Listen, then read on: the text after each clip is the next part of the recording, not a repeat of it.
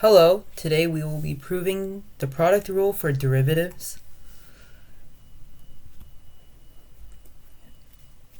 Before we start, this is the notation for derivatives. The derivative of f of x equals the limit of h going to 0 of f of x plus h minus f of x divided by h. Basically what this is saying is we could also rename h delta x, and we are just saying that as the difference between f of x plus h and f of x gets to 0, h is also going to 0, and in a lot of cases this should rationalize to an actual number, using the fact that we are not actually going to be dividing by 0 because h is only approaching 0. We can also use f comma h. I will be doing this for this video because d over dx is a lot to write. Also, when you're just writing on an exam or something, just do the apostrophe unless they tell you have to do the d over dx. Okay, let's start. First we have our example, d over dx of f of x times g of x.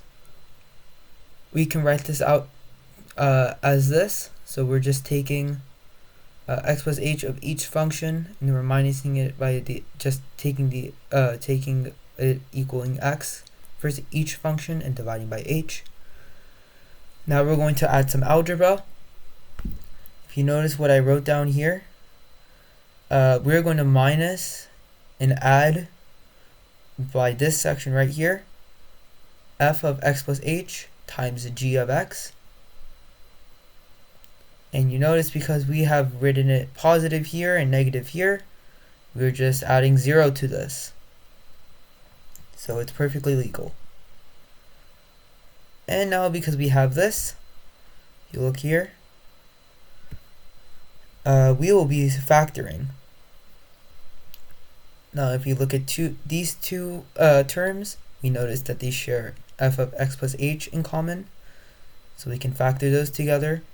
And we look over here, we can see that they have g of x in common, so we can factor out g of x. Now as we can see, we can just rewrite it like this, and you can now look at these two terms. Now if we go back to what we had before, what did we write the derivative of f of x to be? It looks like this. Now doesn't this look familiar? I mean, right here all we did was switch out f for g, but that's just saying this is the derivative of g of x, and this is just saying it's the derivative of f of x. After a little bit more rewriting, we're just using the addition property to just separate the two. And then we're removing it. We're removing f of x out because technically, at this point, whatever x is, it's going to be a constant, assuming that x actually has a value. If not, it's just x times something. And we get this as a result. So the green underlines show the functions that stay the same. We're not taking the derivatives out of these two functions, but the ones boxed in red are the ones that are the derivative. And if you notice, these are the ones with the apostrophe on them.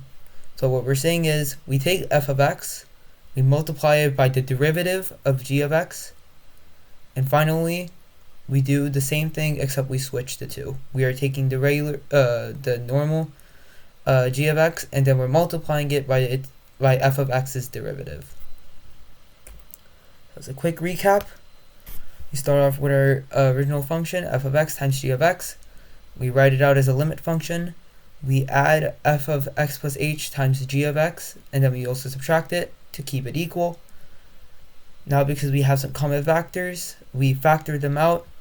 And after a little bit of rewriting, we notice that these two are just limit functions. These are just the derivative of each of these corresponding functions. and we finally get this result. F of x times the derivative of g of x plus g of x times the derivative of f of x. Okay, I hope you enjoyed. If this was a little quick for you, you can rewatch the video. You can look at the stuff I highlighted. This is the more important parts. Remember, if you want to prove this, you have some factoring to do. You also have to pull out a few values.